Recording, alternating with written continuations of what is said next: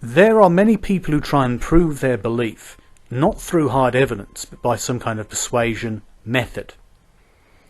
Now, one particular thing I've stumbled across before is a kind of, I don't know if this is the official term, but an argument from morality. Now, this may come in a different form because I'm not simply reading off a website. I am going from personal experience, personal knowledge, and someone may wish to correct me in some kind of way, shape, or form. Now, typically when they're probing people who are non-believers, or people who are doubters, or perhaps people of other beliefs, they will discuss morality. Where do your morals come from? Where does that come from? Where does this come from? Would you actually hurt someone, and why wouldn't you hurt someone? Would you kill someone, and why wouldn't you kill someone if you have no reason not to kill them? And they use this kind of way, especially if they get it through to someone, to basically say, well, you see where that morality comes from. It can't come from atheism, because atheism doesn't actually have any strict ideology in that regard. And even if it did, where would it get the idea of morality from? If it is an ideology, if it is a religion, where would it get it from? So even if it isn't, it still has to claim these ideas from elsewhere. Agnosticism, a lack of knowledge in God. Okay, well, where would you get your morality from? And if we can say, I found a bit here, which is in the Bible, then I can say, well, morality, clearly this type of morality is a Christian morality and a non-Christian belief. In fact, I've heard similar things with people talking about cultural Christians, where they try and claim a lot of morality, a lot of cultural literature, etc. And there are some points to be made in that regard, which I won't make here, but they are in some ways exaggerating massively to try and say, Christianity is the source of all good in the West, in the developed world, which is obviously a mistake. So, back on point, when they're seeking moral points, it is to then say, of some of those moral points, they may simply go for the ones they can easily dissect, and then say, well, that's in the Bible. You do realise that, don't you? And the other moral teachings in the Bible. In fact, I've got a little booklet here from the Watchtower organisation, as some Jehovah's Witnesses have used this argument on me before. And it's not exclusive to Jehovah's Witnesses. Many of us use the same sort of method to basically say, here is your morality. It's not a independently come to view. It's right here.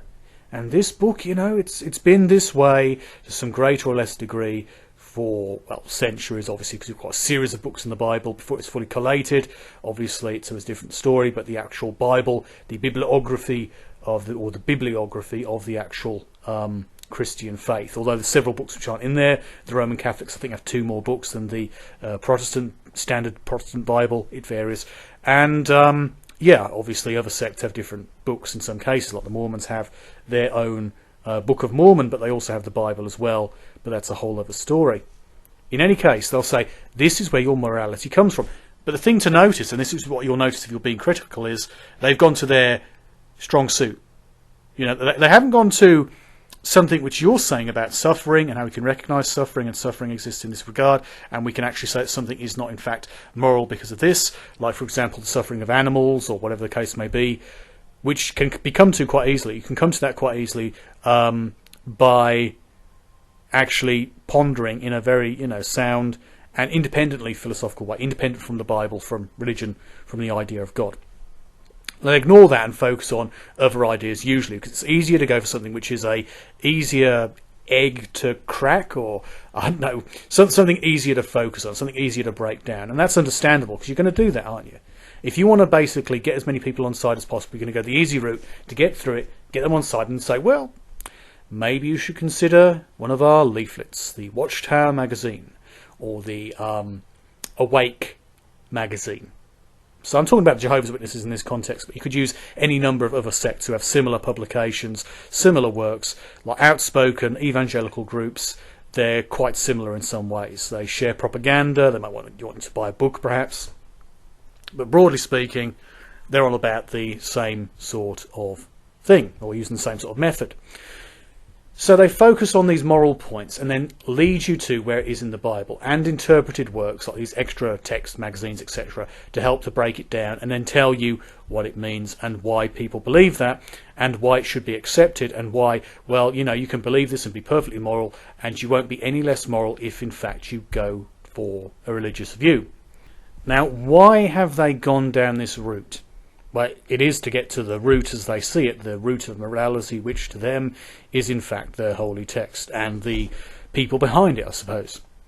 So from that holy text, which is kind of like God's inspiration on earth, or God's literal word on earth, depending on the sect involved and how they view it, they basically see it as being fundamental to morality, and then expressing to you that it's fundamental as far as morality is a good way of bringing you on board with the idea that morality stems from effectively a religious source, possibly a divine inspiration, therefore possibly a divine source, and therefore it's something which you perhaps should accept. But more importantly, it's about saying a belief that is more true should be more moral. So when some individuals use this kind of idea, they're trying to express the idea that morality is a gauge of truth. And if I can express in detail a moral view which actually predates your moral view, has all the aspects of your moral view, and goes further, then I can say my view is more valid than yours and use it as some kind of confirmation for my morality. It may not prove the other aspects, which could be a matter of belief, a matter of faith, but it proves the notion of a moral philosophy, whether you believe it or not. And it's a superior moral philosophy, and if it's superior, why would you not believe in this moral view? And you could make comparisons to different beliefs. In fact, I've used comparisons before of different beliefs, and I've not been able to argue the point very well. So if you talk about different beliefs, different religions, you could point to Buddhism, Hinduism, Islam, etc. And they usually go to Islam because it's an easy target. And they point to things that are effectively immoral within that belief. And if morality is in any way a validation of the truth of a belief, then why would these immoral acts exist? Immoral acts within Hinduism as well, such as certain aspects of karma in certain practices, where people who are considered to be going through bad karma should be left to go through bad karma. A person who's a beggar person, don't help them, don't change their life. They are going through the cycle of change, they're going through the cycle of their karma, and they will reach a greater point, a greater elevation if they suffer now. It may be in the next life, in a future incarnation, but they will, do better from that. How does that sound moral, says the Christian, whether they're Jehovah's Witness or whatever type of Christian they may well be. So they make out there are certain points to be made which make Christianity massively superior in a moral way, fundamentally, and it's not a question of interpretation necessarily, it's more to do with literal views in terms of the Bible. But they use interpretation too, so they'll say, this means this. So using interpretation as a tool, they'll look at particular passages, tell you what they mean, and tell you how moral they are, but that is interpretation. It's not the literal view of those texts in the perfect light of day.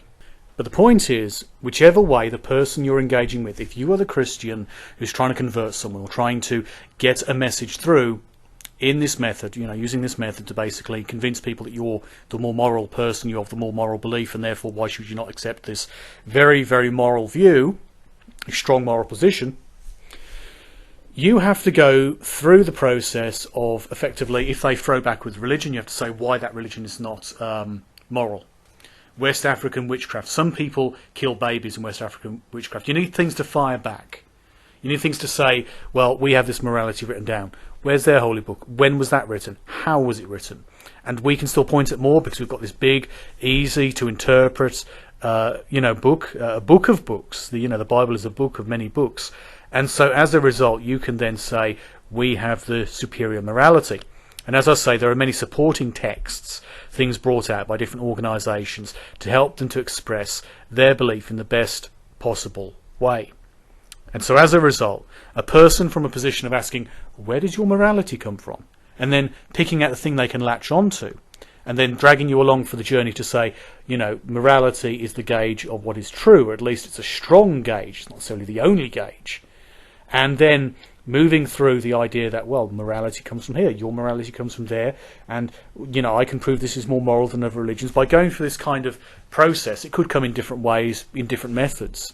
I've noticed it's a tool which is easily utilised to suggest, we believe this, we follow the right way, we follow in the path of, say, Jesus Christ, or perhaps Joseph Smith if you're a Mormon.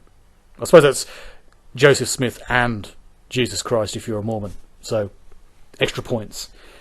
And from there, you can then suggest that you are following the correct way of doing things, and if there is any form of God out there, then it would be most moral. And I suppose that's the thing as well, that maybe that should have come in earlier.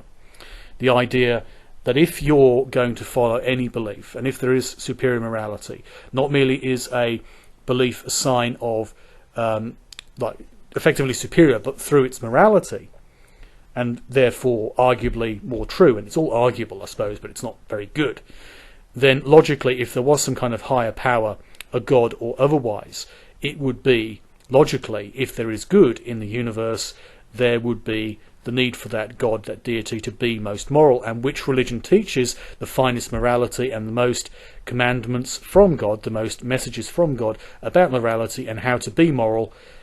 It's, of course, the Bible. The Bible. And that's the kind of position people have. I'm not expressing it terribly well because I'm rambling instead of doing a script, but the point is made. Obviously, my view is that morality does not prove a belief anyway, so it's irrelevant. Morality is subjective. It's a cultural thing, and it sounds very postmodern, but it's true in that regard. Essential morality could be argued to exist. That's contested. I would say there are certain things in the world which are immoral. That's somewhat subjective, but largely objective. Many of the extra claims about morality are not actually morality. They're a matter of belief. They're considered to be morality. I suppose subjectively so they are moral claims or statements. But I would not say that the best moral teachings come from Christianity.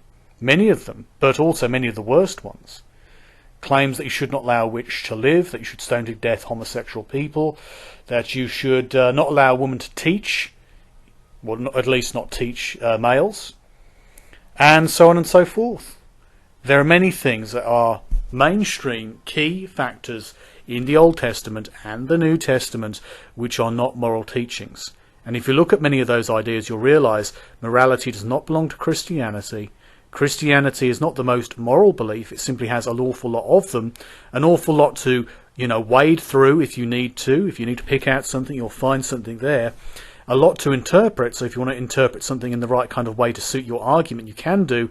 It's very easily done. And by the way, it's what pretty much every other religion does. It's what many Muslims who try and use the same method of saying Islam is more moral. It's what, of course, Hindus would do to try and express their sense of morality, although it varies with Hinduism to a large degree. Depending on the belief, they will still try and say that they are the moral belief. They're the true belief. Of course, if you're claiming your belief comes from God or some kind of concept of God or the divine or ultimate truth or enlightenment, you're going to try and say that you're more moral. Whether that's because you have a large number of teachings which you can wade through to pick out the good ones, or whether that's because you actually have a good belief is another story. But in any case, having good morality does not prove your superstitious faith